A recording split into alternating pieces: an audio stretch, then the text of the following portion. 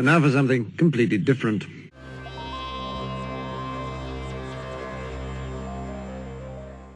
Eat the Munch Bunch. Hello and welcome to Wake Up Heavy YouTube edition. This is Mark, your host, and this is the 6th video for my channel, the first that is not build related. I have hinted at this in the last couple of build videos, Mr. Grape and Mr. Apple, as it is related to those things that inspired them. I have been calling this a speculative documentary, although documentary is a bit of a misnomer. I think video essay may be more accurate, although it is definitely speculative, as I have no answers to any of the questions that I will be posing. Just those educated guesses, conjecture, and of course, speculation. I guess in a way it's like those 10-part true crime documentaries that you watch, and once you get to the end you realize, oh, they didn't solve this. And I think the hope there is that someone watching will have a clue that will help, and that is what I am hoping for here. If you know anything about me, you know that I am a collector, mainly of toys, and more specifically of the toys from my childhood. I grew up in the 70s, which had arguably the best toy lines ever, including $6 Million Man, Stretch Armstrong, Migos, Micronauts, and of course, Star Wars. I have a podcast with my friend Ronnie that's been going for just over 3 years now about all of those things. As well as those major toy lines, though, there were smaller throwaway items that left just as deep and intense an impression on me. Things like the Freakies cereal premiums, the premiums from the Post Pebbles cereal line. If you know, you know. And those are all the kinds of things that I would think about through the years, even as I grew into more mature interests. As a kid, at least from what I remember, pencil toppers were a big deal. Anything that you could take to school that resembled a toy, that wouldn't get confiscated by your teacher, was a good thing. And along with the adorable Garfield pencil topper that I definitely had as a kid, the only other ones that I remember distinctly and fondly are the little fruit and vegetable toppers that just seem to sprout up all of a sudden on the ends of everyone's pencils. The ones I remember having as a kid were the apple, the grape and or blackberry, and the banana. And I remember seeing the carrot and the cucumber / zucchini over the years too, and maybe my sister had those, I don't know. And of course, along with the toys that I lost during my childhood, those were lost to time as well. But once eBay rolled around, or once I joined, which was a few years after that, these were one of the first things that I looked for. Actually, most of the stuff we talk about on Cambridge with Sean, I have searched for again and again.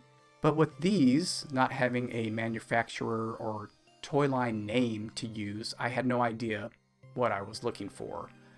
And I believe that to start, I just used the generic term fruit and or vegetable pencil toppers.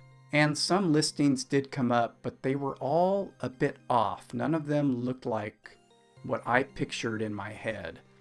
The colors were wrong, or they were transparent rubber, or they had little molded on hats, or molded on rings so that you could put it on a bracelet or a necklace, and I simply did not remember them that way. The only thing I remember them being accessorized with was a stem with a couple of leaves on it, depending on the fruit. So over the next, I don't know how many years, I would think about these things again, do another search, come up frustrated like before. But once I started compiling my list, my master list for Cambridge with Sean, these were definitely on it. And I thought, okay, I need to have some of these in my collection again. I did my search and a term came up that would help, and that was Munch Bunch. Oh, so that's what they're called. Maybe? More on that in a little bit. But it did definitely bring up more hits on eBay with that search term. Everybody was using the phrase Munch Bunch. Munch Bunch pencil toppers. That's all you have to look for these days. So I finally found Mr. Apple and got him for probably less than $10, including shipping. And shortly thereafter, Mr. Grape, aka Mr. Blackberry, showed up after recording episode 5 of Cambridge with Sean, which is where I talked about these. I found a cheap set of 6 that included cucumber and or zucchini, carrot, lemon and or orange, a pineapple, and an extra Mr. Apple that I gave to my co-host. So being satisfied with what I had so far, I took that term Munch Bunch over to Google to see what would pop up on other sites. But what came up other than these was a series of books called Meet the Munch Bunch. Eat the Munch Bunch. That was published in the UK between the years 1979 and 1984. This was followed shortly by a series in the UK from 1980 to 1982 that used little marionette puppets.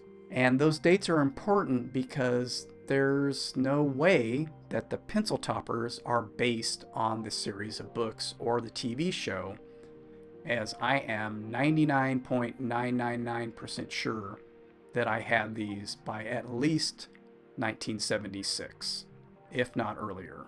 They are very similar in appearance, and the books themselves remind me a little bit of the Mr. Men, Little Miss books, where the character's name is on top and there's a simple image of the character themselves in the middle.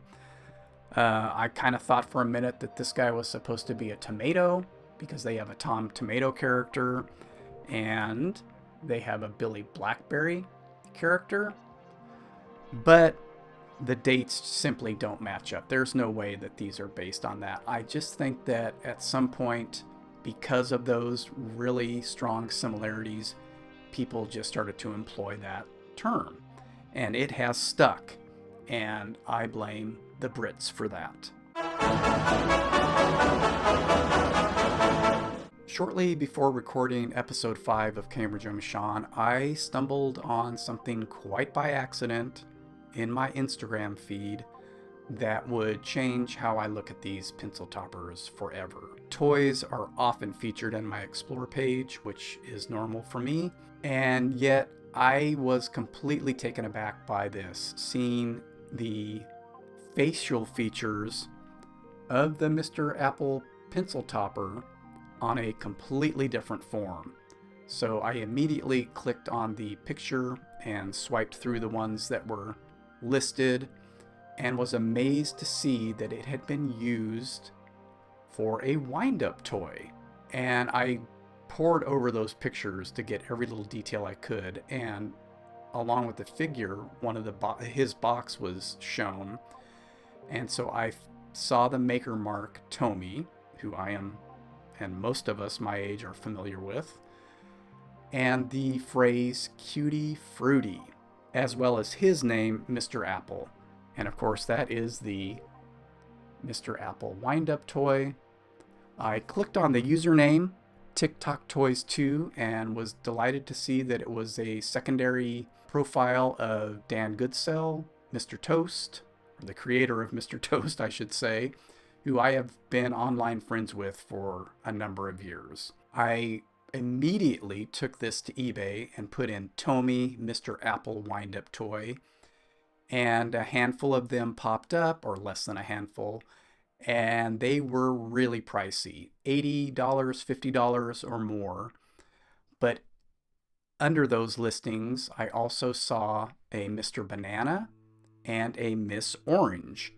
and again could tell, because of my familiarity with the toppers, that the designs were exact or nearly exact. There are subtle differences. The other thing that came up, though, was the name Franconia. So these were listed as Franconia / Tomy wind-up or walker toys.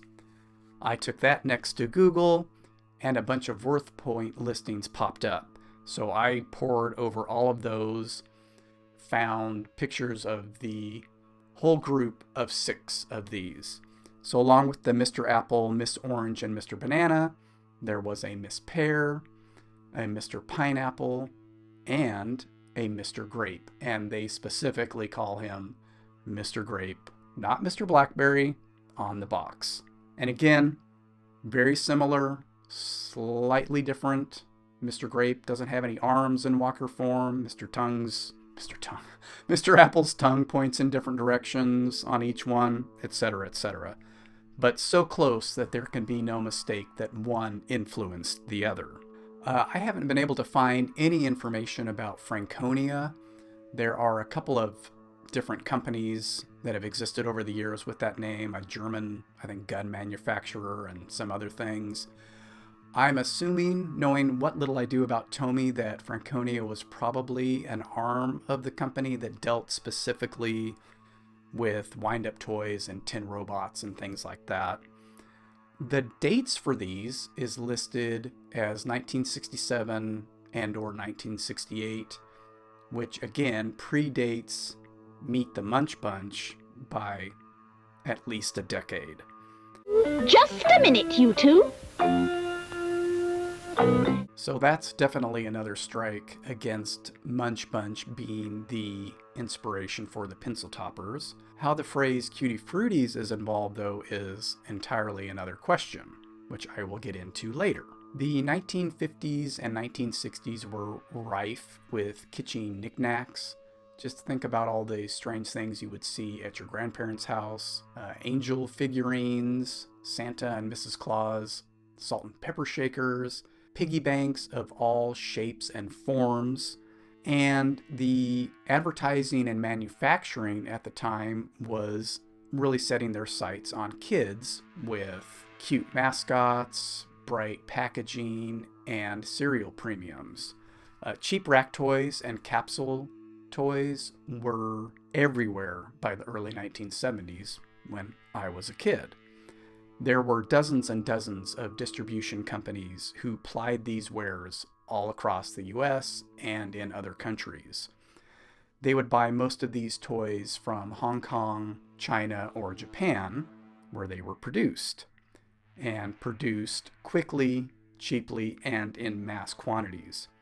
I don't think there is an actual way to figure out the provenance of the pencil toppers, i.e. who was the first to make them, but I assume it was a Hong Kong-based toy company who was familiar with the wind-up toys and simply appropriated the designs or flat out stole them. It's possible that it was another arm of Tomy that produced them and simply reused their own designs. Whatever the method, I am positive they were produced in mass quantities, most likely by multiple companies and or factories, who then packaged and sold them to distributors who repackaged and resold them in a vast variety of ways. My own vague memories are of buying them at capsule toy machines in the grocery store.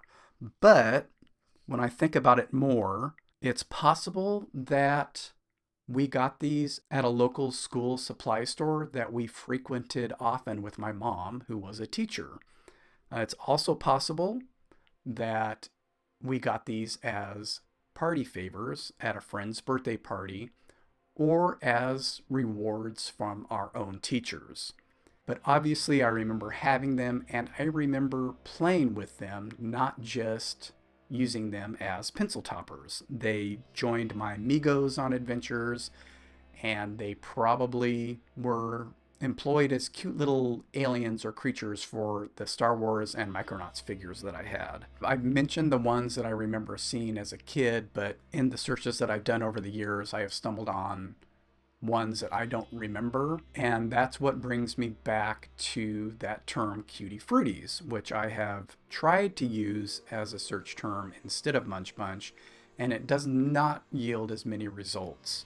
And unfortunately, there was a recent toy line sometime in the 2000s that used that name for little plush blind box figures that you could buy. I vaguely remember seeing them in Target. However, it did bring me to a really interesting discovery again on Instagram. I used either the tag or just the phrase Cutie Fruities, and an image of a big pile of them popped up, and I excitedly clicked on that, swiped for the next picture, and saw a box image that used the term Cutie Fruities and had a picture of those same 6 pencil toppers that match exactly to the walkers. So again, I clicked on the user, and it was VHS Lord, who I believe I was already following at the time, but this was an old Instagram post of theirs.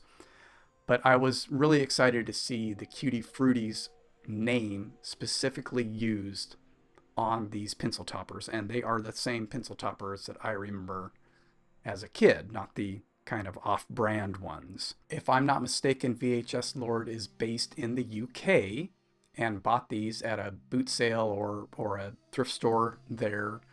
And so it made me curious as to why Cutie Fruities didn't become the default term instead of Munch Bunch. So using that term, using Munch Bunch and the other phrases I use, I keep stumbling on these variations of packaging, and a lot of the figures that I mentioned I don't remember as a kid, like an onion with a mustache, a bell pepper, which I actually have a version of, raspberry, strawberry, watermelon, pumpkin, a peanut, which I would love to have because I am obsessed with peanuts, eggplant, which I think is just a recolored cucumber. And that's sort of the fun thing about these. You can change the colors on them to be a different fruit or vegetable. You can swap out the hats and the stems and the leaves and all of that fun stuff. Multiple variations of these exist out there. I love in particular this box of scented cutie vegetable toppers, and in that picture again there are a bunch that I am unfamiliar with. One of the things that I thought would help me out is this packaging of a group of them from Carousel Party Favors. However, it's spelled with 2 R's, so every time I try to enter it as a search, either Google or eBay wants to correct me to the 1 R spelling. But as you can see, they were marketed as party favors. That's what leads me to believe that that is another possibility of how I got them. Last year I bought the pear pencil topper as I wanted to round out the set that matched the Franconia walkers, since I figure there's a less likely chance that I will complete the set of walkers. I do have 3 of them, and you've seen a couple already, Mr. Apple and Miss Orange, who I got a while back for real cheap, $10 total, so $5 a piece. And then just last month I got Miss Pear that came with her box, and that ended up costing me less than $20. So $30 for the 3 isn't too bad considering the prices that they go for. If any of you out there have a line on the other 3, the banana, grape, or pineapple, feel free to chime in down below, particularly Mr. Grape. This would probably have been the end of this video if I had recorded about a week earlier, but Dan Goodsell comes in again with a new twist to this tale. He sent this image to me of an eBay auction, and I was floored once again. Anthropomorphic fruit piggy banks. And so far in my searches, I have only found the apple, the pineapple, and the lemon and or orange, all depending on how it's painted. And you can see the variations even between the different lemons here. We've got a couple different Mr. Apples. The shapes are different, so probably manufactured by different companies. Many of them were produced by a company called Suns Co. in Japan, who had their hand in those kitschy knickknacks of the 50s and 60s. To my eye, these predate the wind-up toys. They just look a little more aged, and that just could be the fact that they're ceramic as opposed to vinyl or plastic. Late 50s, early 60s seems to be the period for these. And so the question now becomes, who inspired who here? Did the anthropomorphic piggy banks come first? Did the anthropomorphic wind-up toys come first? Were the pencil toppers based on the banks or the wind-up or all of it? You know, the Japanese and Chinese love anthropomorphic mascots, and I applaud them for that. So that's my real question with this.